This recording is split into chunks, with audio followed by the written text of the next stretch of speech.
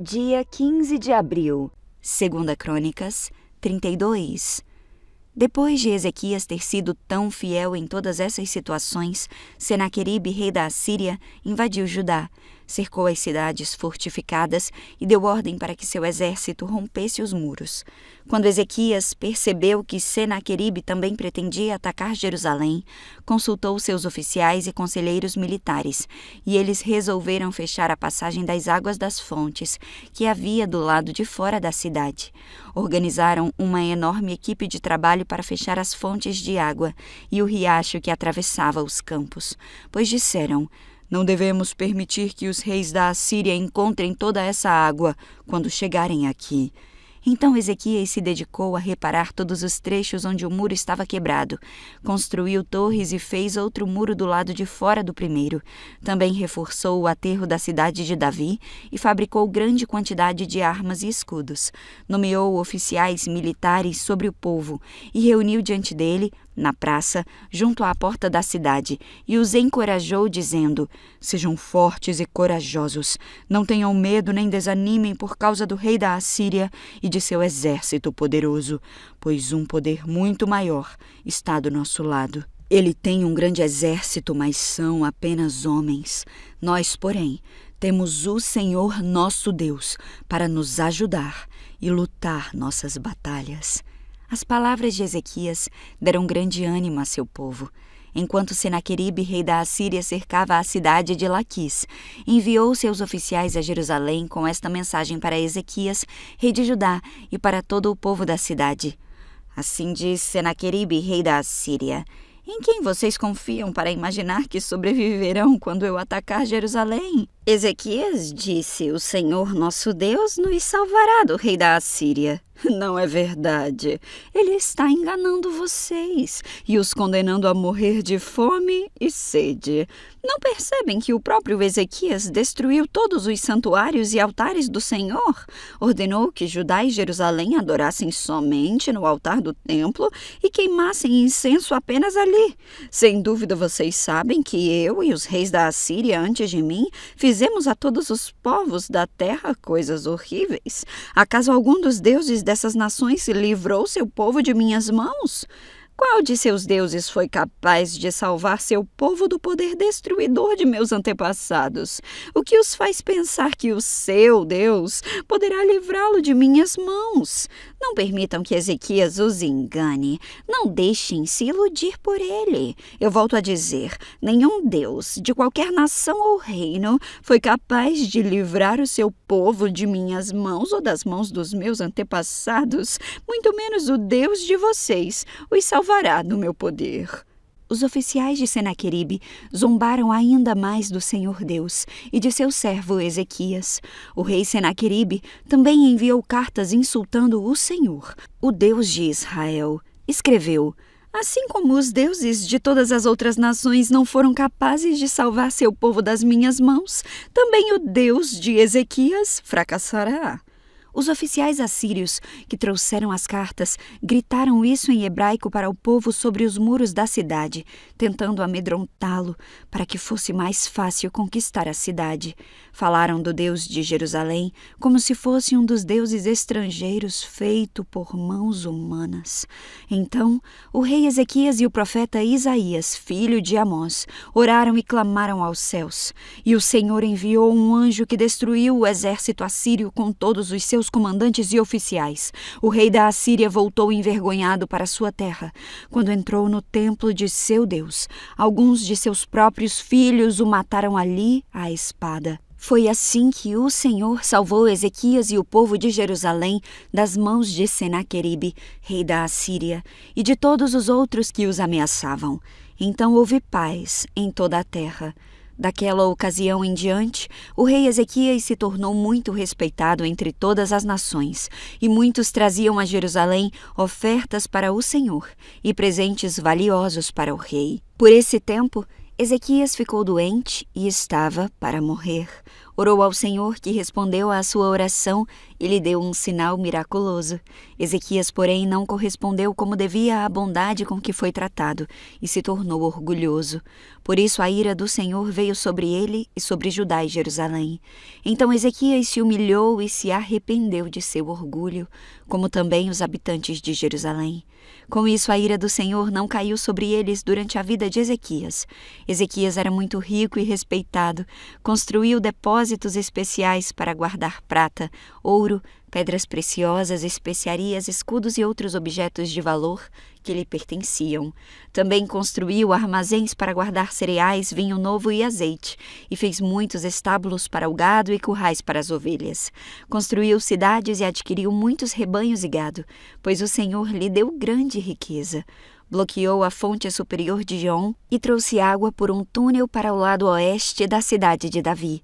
Ezequias foi bem-sucedido em tudo o que fez. No entanto, quando chegaram representantes da Babilônia para perguntar sobre os acontecimentos extraordinários que haviam ocorrido na terra, Deus se afastou de Ezequias para testá-lo e ver o que havia de fato em seu coração. Os demais acontecimentos do reinado de Ezequias e seus atos de devoção estão registrados na visão do profeta Isaías, filho de Amós, incluída no livro dos reis de Judá e de Israel. Quando Ezequias morreu e se reuniu a seus antepassados, foi sepultado na parte superior do cemitério dos reis, e todo o Judá e os habitantes de Jerusalém o honraram por ocasião de sua morte. Seu filho Manassés foi seu sucessor. 2 Crônicas 33. Manassés tinha 12 anos quando começou a reinar, e reinou em Jerusalém por 55 anos. Fez o que era mal aos olhos do Senhor e seguiu as práticas detestáveis das nações que o Senhor havia expulsado de diante dos israelitas. Reconstruiu os santuários idólatras que seu pai Ezequias havia destruído. Construiu altares para Baal e ergueu postes de Aserá. Também se curvou diante de todos os astros do céu e lhes prestou culto. Construiu altares idólatras no templo do Senhor, sobre o qual o Senhor tinha dito: meu nome permanecerá em Jerusalém para sempre. Nos 2 pátios do templo do Senhor, construiu altares para os astros do céu. Manassés também sacrificou seus filhos no fogo no vale de Ben-Rinom, praticou feitiçaria, adivinhação e magia, e consultou médiuns e praticantes do ocultismo. Fez muitas coisas perversas aos olhos do Senhor, e com isso provocou sua ira. Manassés chegou a fazer uma imagem esculpida e colocá-la no templo do Senhor, sobre o qual Deus tinha dito a Davi e seu filho Salomão: meu nome será honrado para sempre neste templo e em Jerusalém, a cidade que escolhi dentre todas as tribos de Israel. Se os israelitas tiverem o cuidado de obedecer a meus mandamentos, todas as leis, estatutos e decretos que meu servo Moisés lhes deu, não os expulsarei desta terra que dei a seus antepassados. Manassés, porém, levou o povo de Judá e de Jerusalém a fazer coisas piores do que as nações que o Senhor tinha destruído diante dos israelitas. O Senhor falou a Manassés e a seu povo, mas eles ignoraram seus avisos. Por isso o Senhor enviou os comandantes dos exércitos assírios, e eles capturaram Manassés. Puseram um gancho em seu nariz, o prenderam com correntes de bronze e o levaram para a Babilônia. Em sua angústia, Manassés buscou ao Senhor seu Deus e se humilhou com sinceridade diante do Deus de seus antepassados. Quando ele orou, Deus ouviu sua súplica, atendeu a seu pedido e o trouxe de volta a Jerusalém e a seu reino. Então Manassés reconheceu que o Senhor é Deus.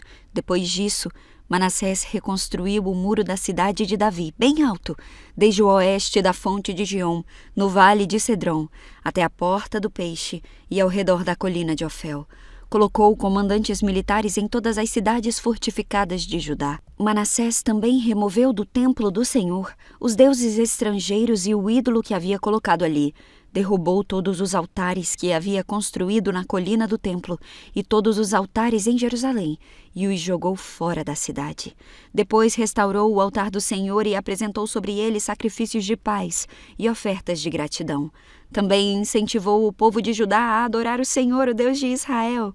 O povo continuou a sacrificar naqueles lugares de adoração, mas somente ao Senhor, seu Deus. Os demais acontecimentos do reinado de Manassés, sua oração a Deus e as palavras que os videntes lhe disseram em nome do Senhor, o Deus de Israel, estão registrados no livro dos reis de Israel. A oração de Manassés, o modo como Deus lhe respondeu e um relato de todos os seus pecados e de sua infidelidade se encontram no registro dos videntes. Inclui uma lista dos locais onde ele construiu altares idólatras e levantou postes de Aserá e ídolos antes de se humilhar e se arrepender. Quando Manassés morreu e se reuniu a seus antepassados, foi sepultado em seu palácio. Seu filho Amon foi seu sucessor. Amon tinha 22 anos quando começou a reinar e reinou em Jerusalém por 2 anos. Fez o que era mal aos olhos do Senhor como seu pai Manassés. Adorou todos os ídolos que seu pai havia feito e lhes ofereceu sacrifícios. Mas, ao contrário de seu pai, não se humilhou diante do Senhor. Em vez disso, Amon pecou ainda mais. Os próprios oficiais de Amon conspiraram contra ele e o assassinaram em seu palácio. O povo de Judá, porém, matou todos que haviam conspirado contra o rei Amon e proclamou seu filho Josias como rei em seu lugar.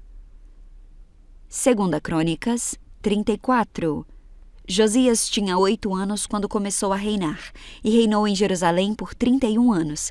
Fez o que era certo aos olhos do Senhor e seguiu o exemplo de seu antepassado Davi, não se desviando nem para um lado nem para o outro. No 8º ano de seu reinado, enquanto ainda era jovem, começou a buscar o Deus de seu antepassado Davi. Então, no 12º ano, começou a purificar Judá e Jerusalém, destruindo os altares idólatras, os postes de Aserá, os ídolos esculpidos e as imagens de metal. Deu ordens para que fossem destruídos os altares de Baal e despedaçados os altares de incenso que ficavam acima deles. Também ordenou que os postes de Aserá, os ídolos esculpidos e as imagens de metal fossem despedaçados e espalhados sobre os túmulos daqueles que lhes haviam oferecido sacrifícios. Queimou os ossos dos sacerdotes idólatras sobre os seus próprios altares e, com isso, purificou Judá e Jerusalém. Fez a mesma coisa nas cidades de Manassés, Efraim e Simeão, e até na distante Naftali, bem como nas ruínas ao seu redor. Destruiu os santuários idólatras e os postes de Aserá, reduziu os ídolos a pó e despedaçou todos os altares de incenso em toda a terra de Israel. Por fim, voltou a Jerusalém.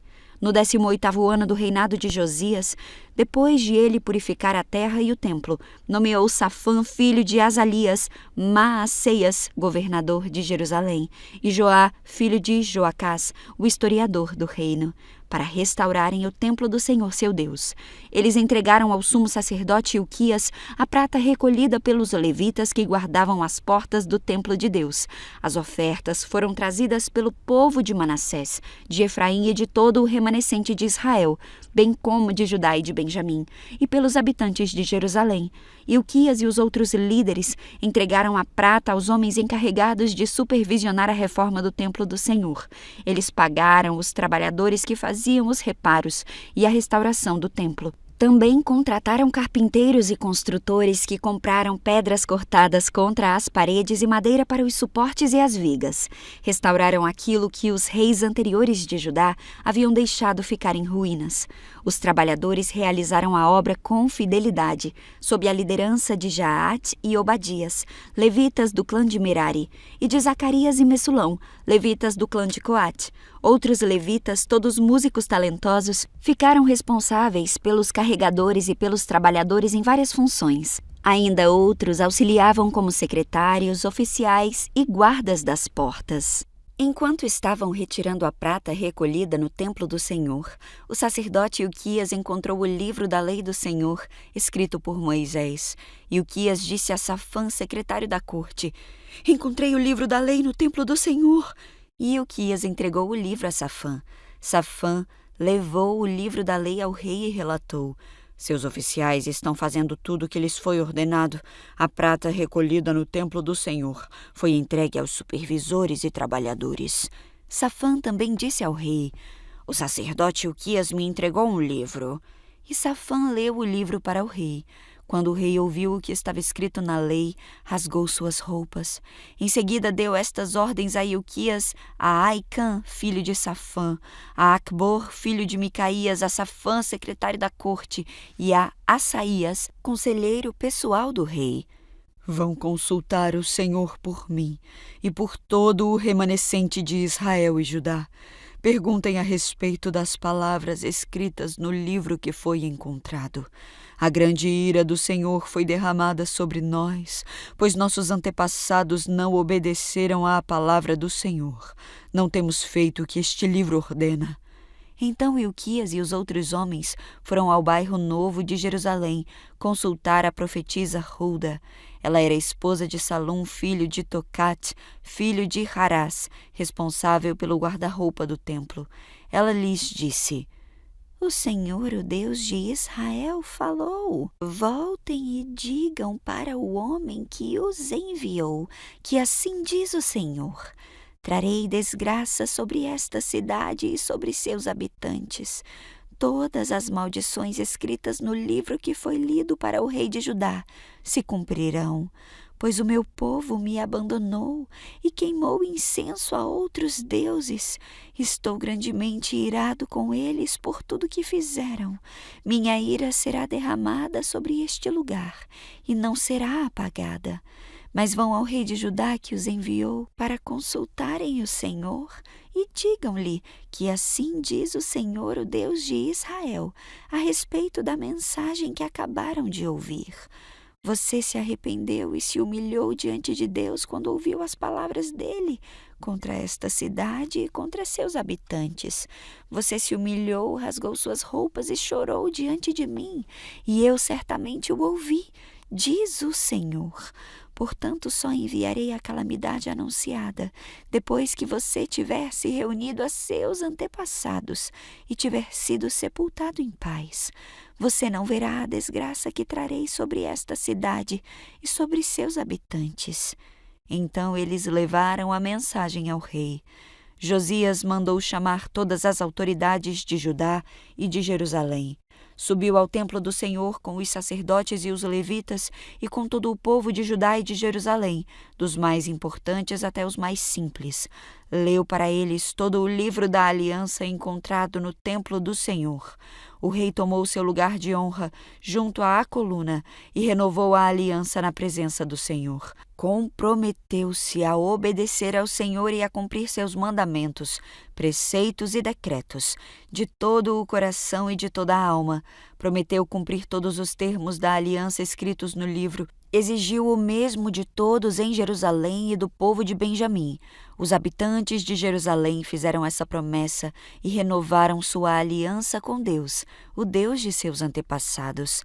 Josias removeu todos os ídolos repulsivos de toda a terra de Israel e exigiu que todos adorassem o Senhor, seu Deus. E pelo restante da vida do rei, eles não se afastaram do Senhor, o Deus de seus antepassados. 2 Crônicas 35. Então Josias celebrou a Páscoa do Senhor em Jerusalém, e assim o Cordeiro Pascal foi abatido no 14º dia do 1º mês. Josias também nomeou os sacerdotes para suas atribuições e os encorajou a realizar o seu trabalho no templo do Senhor. Deu a seguinte ordem aos levitas encarregados de instruir todo Israel e consagrados para servir ao Senhor: coloquem a arca sagrada no templo construído por Salomão, filho de Davi, rei de Israel. Não precisam mais levá-la de um lado para o outro sobre os ombros. Agora, dediquem seu tempo a servir ao Senhor, seu Deus, e a seu povo, Israel. Apresentem-se para o serviço de acordo com as divisões de seus antepassados por famílias, conforme as instruções de Davi, rei de Israel, e de seu filho Salomão. Fiquem no santuário, no lugar indicado para cada divisão, e ajudem as famílias das quais foram encarregados, quando elas trouxerem suas ofertas ao templo. Abatam os cordeiros pascais, consagrem-se e preparem-se para ajudar os que chegarem. Sigam todas as instruções que o Senhor deu por meio de Moisés. Então Josias deu ao povo 30.000 cordeiros e cabritos para as ofertas de Páscoa, além de 3.000 bois, todos do rebanho e do gado do rei. Os oficiais do rei também deram contribuições voluntárias para o povo, para os sacerdotes e para os levitas. Ilquias, Zacarias e Jeiel, os chefes do templo de Deus, deram aos sacerdotes 2.600 cordeiros e cabritos e 300 bois como ofertas de Páscoa. Os líderes dos levitas, Conanias e seus irmãos Semaías e Natanael, bem como Hassabias, Jeiel e Jobabe, deram 5.000 cordeiros e cabritos e 500 bois aos levitas para as suas ofertas de Páscoa. Quando tudo estava pronto para a comemoração da Páscoa, os sacerdotes e os levitas tomaram seus lugares organizados de acordo com suas divisões, conforme o rei havia ordenado. Então os levitas abateram os cordeiros da Páscoa que o aspergiram sobre o altar, enquanto os levitas preparavam os animais. Repartiram os holocaustos entre o povo de acordo com suas divisões, para que as famílias os oferecessem ao Senhor conforme prescrito no livro de Moisés, e fizeram o mesmo com os bois. Assaram os cordeiros da Páscoa, bem como prescrito, cozinharam as ofertas sagradas em potes, caldeirões e panelas, e os levaram depressa ao povo. Em seguida, os levitas prepararam as ofertas de Páscoa para si mesmos e para os sacerdotes, os descendentes de Arão, pois os sacerdotes haviam ficado ocupados desde a manhã até a noite, oferecendo holocaustos e as porções de gordura.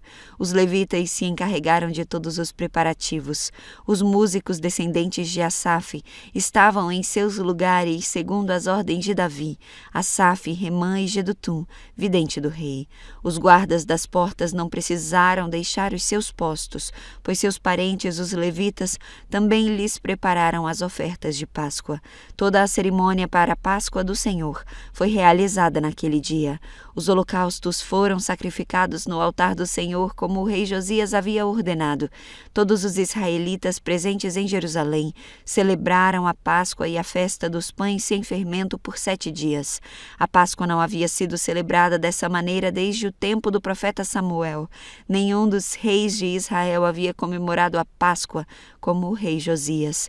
Todos os sacerdotes e os levitas, os habitantes de Jerusalém e o povo de Judá e Israel estavam presentes na cidade. Essa comemoração de Páscoa ocorreu no 18º ano do reinado de Josias. Depois que Josias terminou de restaurar o templo, Neco, rei do Egito, levou seu exército para Carquemes, junto ao rio Eufrates, e Josias e seu exército saíram para lutar contra ele. O rei Neco, porém, enviou mensageiros a Josias para lhe dizer: "O que quer comigo, rei de Judá? Hoje eu não tenho nada contra você. Estou a caminho da batalha contra outra nação, e Deus me ordenou que eu me apressasse. Não interfira com Deus que está comigo, ou ele o destruirá." Josias, porém, não deu ouvidos às palavras de Neco, que ele havia falado a mando de Deus, e não quis voltar atrás. Em seguida, disfarçou-se e levou seu exército para a batalha na planície de Megido. Arqueiros do inimigo atingiram o rei Josias com suas flechas, e ele gritou para os homens: "Tirem-me da batalha, pois estou gravemente ferido." Então tiraram Josias de sua carruagem e o colocaram em outra. Levaram-no de volta para Jerusalém, onde morreu e foi sepultado no cemitério dos reis. Todo o Judá e Jerusalém lamentaram por ele. O profeta Jeremias compôs cânticos fúnebres em homenagem a Josias, e até hoje os cantores e cantoras ainda entoam esses lamentos sobre sua morte. Eles se tornaram uma tradição e estão registrados no livro das Lamentações. Os demais acontecimentos do reinado de Josias e seus atos de devoção, realizados de acordo com a palavra do Senhor, do início ao fim, estão registrados no livro dos reis de Israel e de Judá.